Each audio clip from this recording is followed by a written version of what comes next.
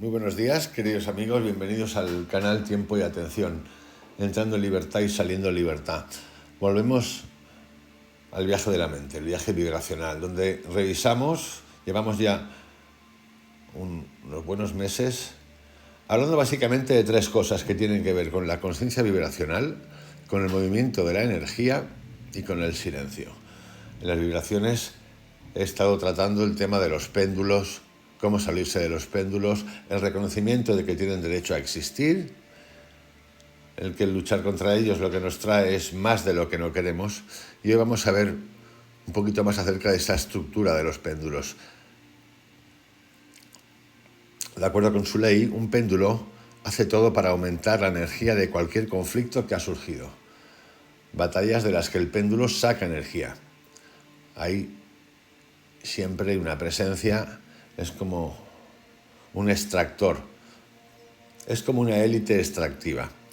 Pero esos conflictos surgen habitualmente entre dos o varias estructuras opuestas. Hay multitud de ejemplos: guerras, revoluciones, competencia de mercado, exigencia, todo contraposiciones.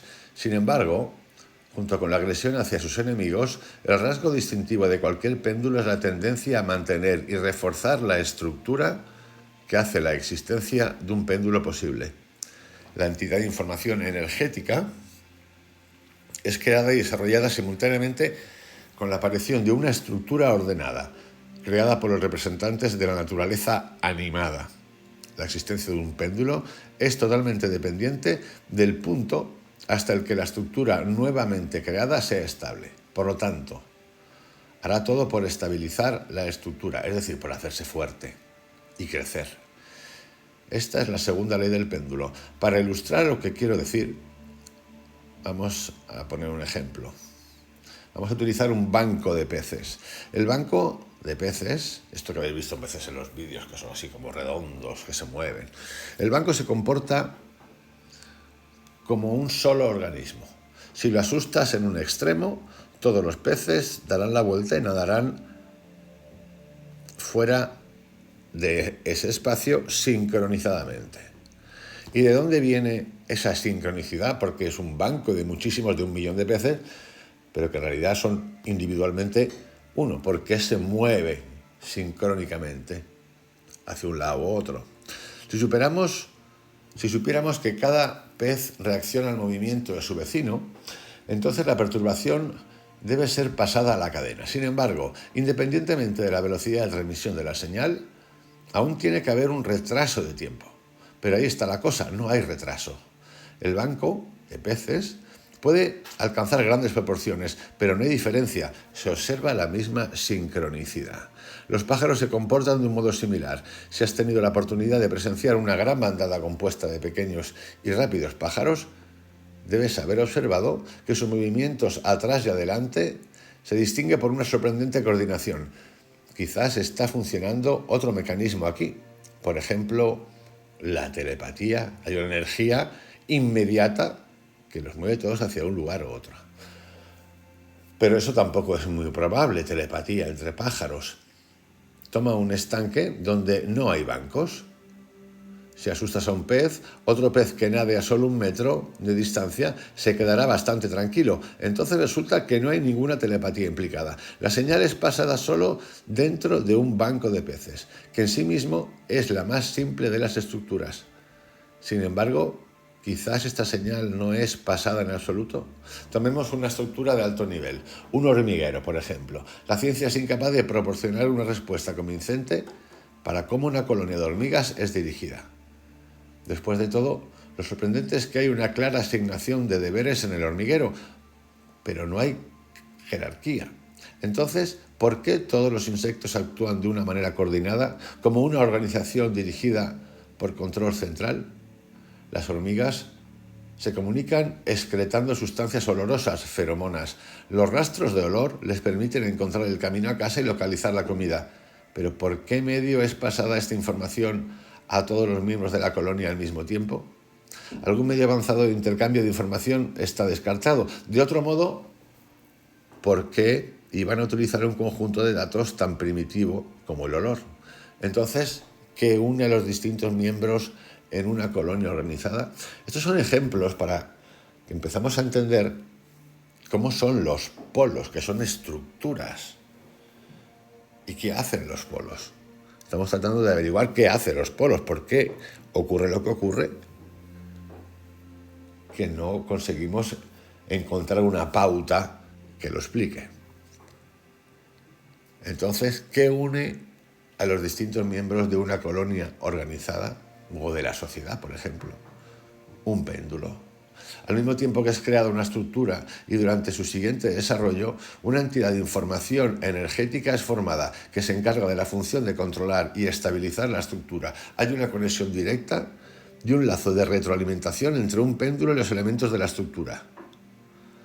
Un péndulo existe a expensas de la energía de sus seguidores y sincroniza su actividad, uniéndolos en una sociedad organizada. Puede parecer desde fuera que la estructura, de algún modo, se organiza por sí misma, pero este no es el caso. La autoorganización puede ocurrir solo en la naturaleza inanimada, cuando las leyes de la física actúan como el elemento controlador. Por ejemplo, las moléculas de cualquier líquido, durante el proceso de cristalización, son dispuestas en un enrejado, cuya estructura está determinada por la forma de las moléculas y las fuerzas interactuantes. Para que los organismos se unan a una estructura, se requiere la presencia de un factor organizador externo. Y ese factor es el péndulo.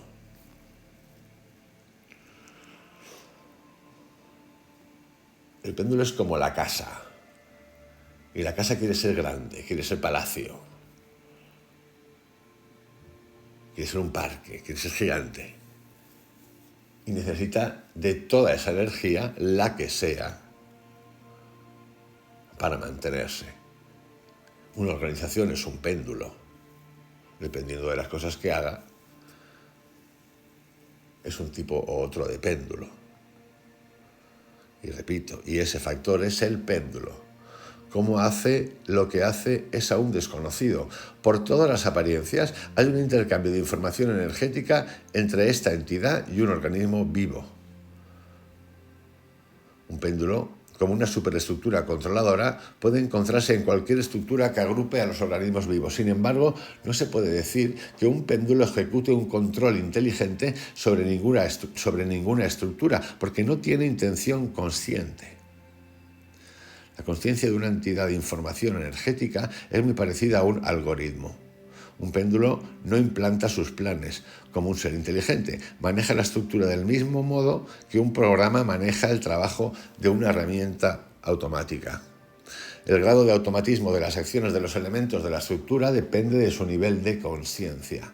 Cuanto más primitivo un ser vivo, menos idea tiene sobre sus propios motivos y acciones. Si una criatura vive en aislamiento, entonces sus acciones son determinadas por un programa interno, un conjunto de instintos. Pero cuando los seres vivos se juntan en grupos, un programa externo, un péndulo, se le une inmediatamente y empieza a controlar el comportamiento de la comunidad.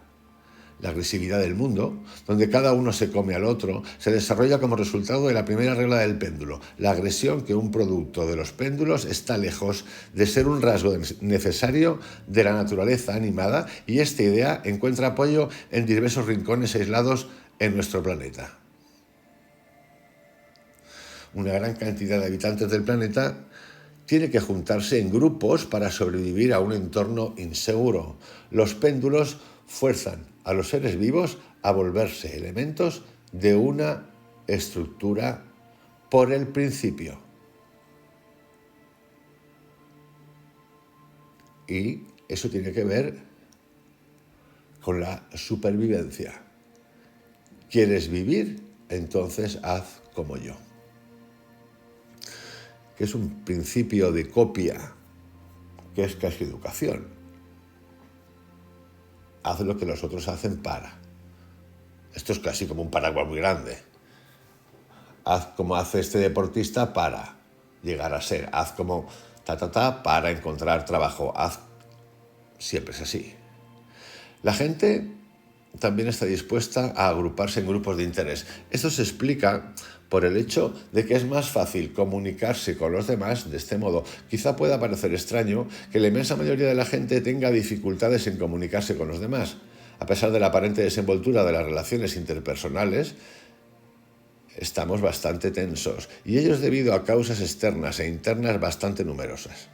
Para establecer un contacto más íntimo, la gente trata de encontrar algo en común, algo que pudiera unirla de uno u otro modo. Ahí es donde la función estabilizadora de los péndulos se hace aparente.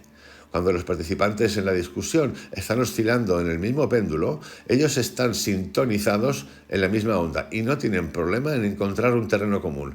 Ese es el por qué es más fácil interactuar con los demás cuando puedes, por ejemplo, fumar y beber conjuntamente sentado en una mesa de almuerzo, o haciendo senderismo, o jugando a un juego. Pero quizás la ilustración más impresionante de la segunda ley del péndulo es el nacimiento de la civilización. ¿Has pensado alguna vez en por qué las ciudades llegaron a existir? ¿Por qué hace cientos de miles de años la gente vivía en aldeas y campamentos nómadas y luego repentinamente empezaron a construir grandes asentamientos civilizatorios? Ciudades. ¿Qué inició la urgencia por fabricar artesanía, el comercio o quizás la guerra? Las ciudades más antiguas son tan antiguas como las pirámides. Una de estas, Caral, fue descubierta recientemente en Perú. Esta ciudad perdida permaneció desconocida por casi 5.000 años. Fue descubierta cuando resultó que los cerros que se levantaban en medio de un desierto eran realmente pirámides en su día, y una de ellas fue tan grande como las de Egipto. Los arqueólogos fueron sorprendidos por el hecho de que, a pesar de sus excavaciones, fueron incapaces de encontrar nada de alfarería y armas. La gente utilizaba primitivas herramientas hechas de piedra, hueso y madera. Fue establecido que la gente de la ciudad cultivaba algodón, hacía redes de pesca o intercambiaba eso por pescado de aquellos que vivían en la costa. Sin embargo, la gente podía vivir en una aldea y hacer su vida exactamente igual. No había estructuras defensivas alrededor de Caral, de modo que la prehistoria militar está también fuera de consideración. Entonces, ¿qué se tuvo en cuenta para haber establecido la ciudad ahí? Desde los tiempos antiguos, la gente vivía en aldeas, dedicada a la artesanía primitiva para la vida. Hacían algún comercio y libraban guerras intestinas. Y para ser capaces de hacer todo esto no necesitaban construir ciudades de piedra o erigir pirámides. Con toda probabilidad, los péndulos, o más bien su función estabilizadora, sirvió como factor organizador. Uno no se puede dar cuenta del proceso exacto por el que esto sucede, pero la verdad está siempre en algún sitio próximo.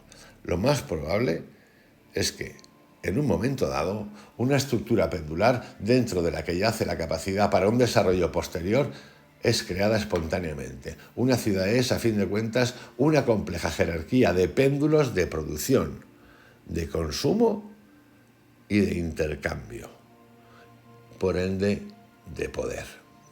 Y si por su estructura este sistema autoorganizativo demuestra ser estable desde el comienzo mismo, luego se expandirá y será más fuerte. La evolución de la estructura puede finalmente resultar en que una compleja civilización se forme. Y aquí lo importante, donde yo quiero llegar, para poner punto final a este capítulo de hoy, es que nosotros, además de pertenecer a péndulos, como el cuerpo, Vicente, Laura, Carlos, Igor, quien sea, en la sociedad, nosotros dentro, si miramos hacia adentro, hemos creado nuestros péndulos. ¿Y cuáles son nuestros péndulos?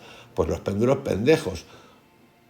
Los celos, la ira, la furia, la frustración, la ansiedad, la depresión, los mecanismos de molestia y de control de los demás, el desbordamiento. Nosotros tenemos ese banco de peces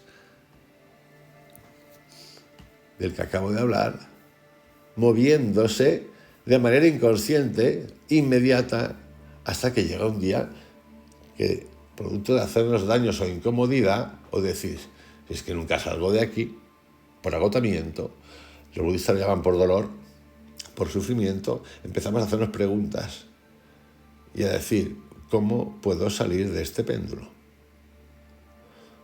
Sabiendo que ese péndulo va a seguir existiendo. Pero hablo de un péndulo interno, reconociendo que lo tienes, que lo tengo, que lo soy, y empezando a darle órdenes, primero por aprendizaje, por hábito, convertirlo en hábito, por conocimiento, y luego por trascender.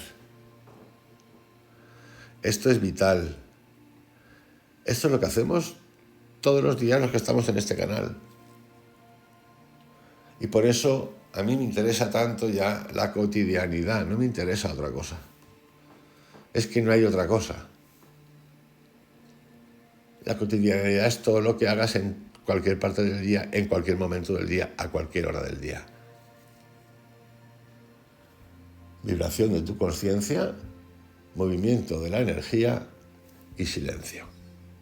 Os envío un abrazo, que tengáis un excelente día. Hasta mañana.